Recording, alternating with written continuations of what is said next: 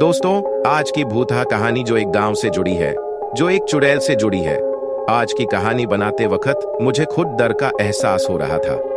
ऐसा क्यों, ये तो पूरा स्टोरी देखने पर ही पता चलेगा कि मैं क्यों ऐसा कह रहा था। कहानी शुरू करूं इससे पहले अगर आप मेरे चैनल में नए हो तो वीडियो को लाइक और चैनल को सब्सक्राइब करना न भूलें, ताकि आने वाली हर वीडियो की नोटिफिकेशन आपको लगातार मिलती रहे। गहरे जंगलों के बीच बसा छोटा सा गांव रायगढ़ एक ऐसी जगह थी जहां समय जैसे रुक सा गया था। यहाँ के लोग सादगी और शांति से जीवन बिताते थे, लेकिन पिछले कुछ महीनों से यह शांति एक रहस्यमयी आतंक के कारण भंग हो गई थी। गांव के हर व्यक्ति के मन में एक ही डर बस गया था, वह चुड़ैल जो रात के अंधेरे में दरवाजे खटखटाती थी। चुड़ैल के बारे में कहानियां गांव में पीढ़ी दर पीढ़ी चली आ रही थी। कहा जाता था कि वह एक ऐसी महिला थी जिसने सैकड़ों साल पहले अपनी जादुई शक्तियों से आत्मा को अपने वश में करने और उससे अपना मनचाहा काम करवाती थी। एक बार पूरे गांव वालों ने उस पकड़कर एक पेड़ से बांध दिया और इतना मारा कि उसकी वही मौत हो।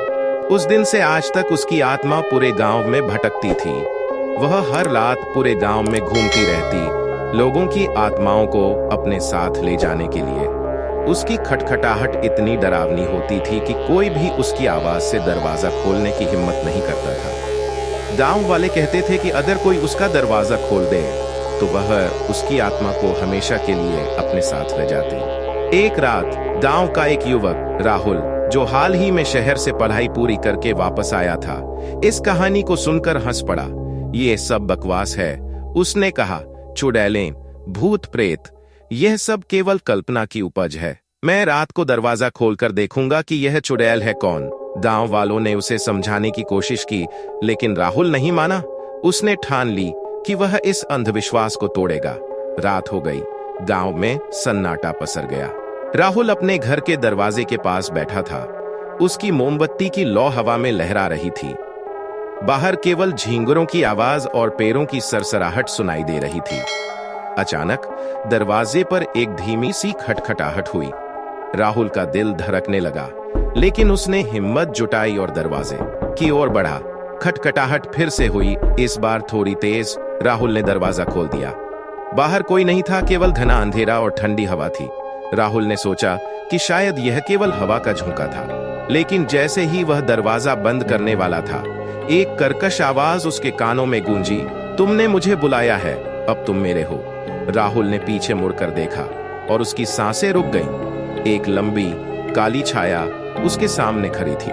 उसकी आंखें लाल थीं और उसके हाथों में लंबे नुकीले नाखून थे।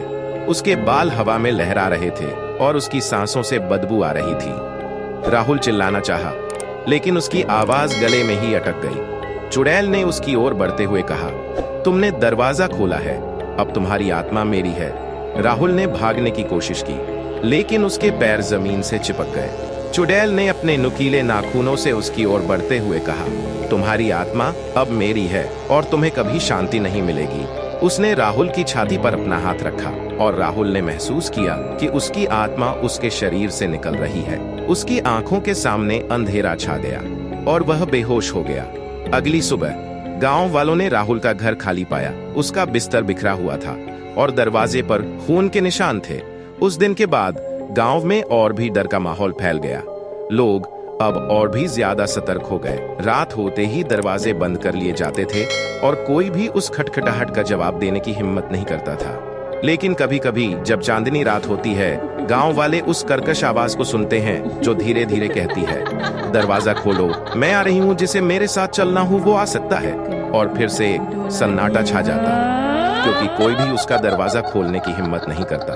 रायगढ़ गांव अब भी उस चुड़ैल के आतंक से ग्रस्त है और शायद हमेशा रहेगा, क्योंकि जो एक बार उसका दरवाजा खोल देता है वह कभी वापस नहीं आता। और राहुल की आत्मा अब उस चुड़ैल के साथ है, हमेशा के लिए अंधेरे में खोई हुई।